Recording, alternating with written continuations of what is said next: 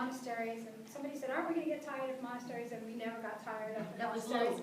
low. That was low. But it was really, really fantastic. And then to just have time after the day's activities to just sit in the lobby of the hotel or sit at dinner and get the behind the scenes and get that little extra bit of information about what we had seen that day, and then combine that with stories of Bill's travels to Bhutan and other areas of the Himalayas. And it really was a wonderful personal experience for us, and it was almost like being in a college course for 10 days. and I really felt, I mean, I know I personally came back with a lot of knowledge, and coming from the history side to the art side, it really was fantastic for me. So thank you, Bill, for being such a great guide for us. And I will let you tell everybody the reason that we're all here, which is really, really super fantastic, and I'm very excited about it too. Okay, well, it was a thrill for me to meet you guys, seriously. But what am I giving you? Let's see, the interesting thing. One of the things that I learned from the trip was that I learned about this museum, which, in my ignorance, I really did not know existed. Well, of course, as you all probably know, in Buddhism, in Tibetan Buddhism, we're all born ignorant. And we need to be educated on these things. So it was a revelation for me. And I was speaking with Meg and with Peg, Beverly, Pat, and Larry, and everyone there. I began to learn about this museum and what they were trying to do, particularly about the reconstruction of the altar, which was something that I took very, very close to my heart, because, in many ways, Buddhism it's a daily practice, it's a daily ritual. In many ways, you shouldn't just be looking at the objects, you should actually be participating. These objects, which I have personally collected over 30 years of traveling in Tibet and in Bhutan, are known as Zam Pars, Z-A-M-P-A-R. A few museums have one or two, and more often than not they are wrongly labelled, and some of them sort of say they are ritual implements used by Native Americans, or they come from Indonesia, things like this. In many ways, Native Americans used similar things to this, as did people of Indonesia, etc.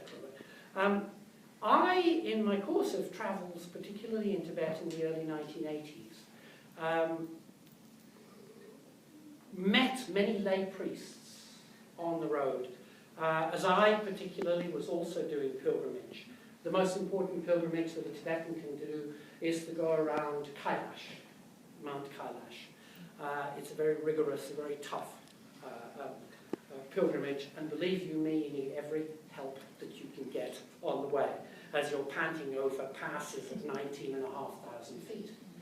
And to help the travellers on their way, there are often lay priests. And lay priests carry these with them. They are, if I were to use the term torma, would you all know what I was talking about? Some of you perhaps do. Tormas are butter. Yeah, there's two of them over there. This is a torma. And it is effectively a butter sculpture. It's made from sampa, which is a roasted barley, mixed with some of you ladies, some of you gentlemen, do you often do cake decoration? Do you make cakes, etc.? You have molds, Now, traditionally, everyone knows about these larger tormas, which are put on altars, and then rituals are performed, etc. What people don't do are these, which are carried by lay priests as they are traveling along to help you and me do the journey. We'll all need every little bit of help that we can get. We all have probably a certain degree of superstition associated with us. These Zam Pars probably have their origin back in the 8th century, when a guy called Guru Rinpoche, Padmasambhava, that's this guy in the middle here, he converted the Tibetans and indeed the Bhutanese to Buddhism. They practiced a paganistic, shamanistic ritual which we call Bo. And the probable origins of these things come from that tradition back to the 8th century. But you know, one of the great things about Guru Rinpoche, in order to help people on the way, he kind of said, well, you know, if you've got your own God that comes from the mountains or from the sky, you know, my God isn't necessarily better than yours. You can bring him along because he can still protect you. Very smart thing to say.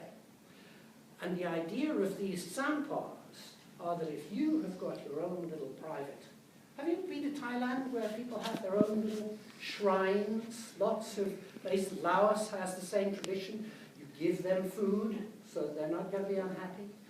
And so these things were to help pilgrims travel along the way. And a lay priest would come along and sort of say, Barbara, what's trouble? Do you have any negative thoughts? And Barbara would sort of say, God, how am I going to make it over that hill? You know? And so I, or the lay priest, then performs a ritual, and he makes, and I'd like to pass these around so you can all take a close look at them, because they are wonderfully, wonderfully intricate. He would then sort of make little butter sculptures from these, and using what we call a thread cross, or sometimes people call it a dream catcher. It's like a cobweb design, usually geometric in shape, and he would make these little figures and place them in that cobweb, rather like a scapegoat for the evil spirit to catch, leaving then Barbara free to climb over the mountain without any problem. What's interesting is that while we see the large torments of him, we never see these images, because the idea of these images is that they are cast on the ground and then consumed. Within Buddhism, everything is nothing, nothing is everything. We cast away all of those things. And so, my whole point about giving these to the museum is that I want to encourage the museum, and from talking with people like Peg and Meg particularly, where you have, I know, lots of people coming with the help of Tsering and Kezang, who are far more versed with these things exactly in many ways than I am. But I would like to encourage you to try to use these, to get people to handle them. They are not meant to be over there so that you don't see them. I'd like to maybe encourage you as a museum to start to perform some of these rituals and help people understand this remarkable tradition that is Buddhism. It's a philosophy. You know, it's not, as it were, a strict religion. So I am happy to give these to the museum because they have been sitting in a box for some time. We used to live in a big house in England. We've now moved to Paris, my wife and I, Janet. We live in a small apartment, you know, and rather than keep these in a box, I am happy, more than happy, to give them to a museum such as the Japan Museum, where they can be used, where they can be used as educational and research for other people to learn. So, it's a great gift. Altogether, by the way, 25 pieces about, which some of them are outside, but they are to be handled, they're to be touched. Look at them, they're just wonderful. So, thank you.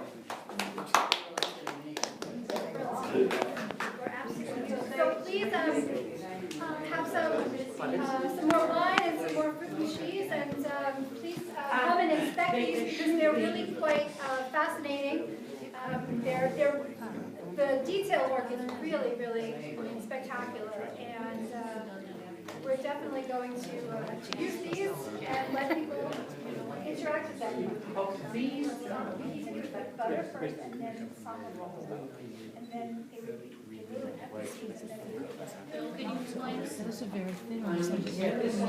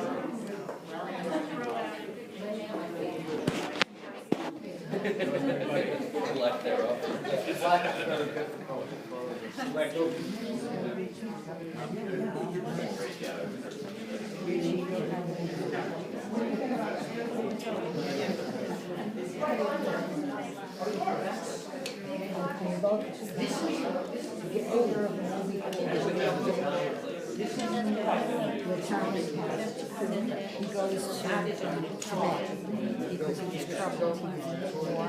He came back. Somebody died for him, shielding him, and he felt that he needed.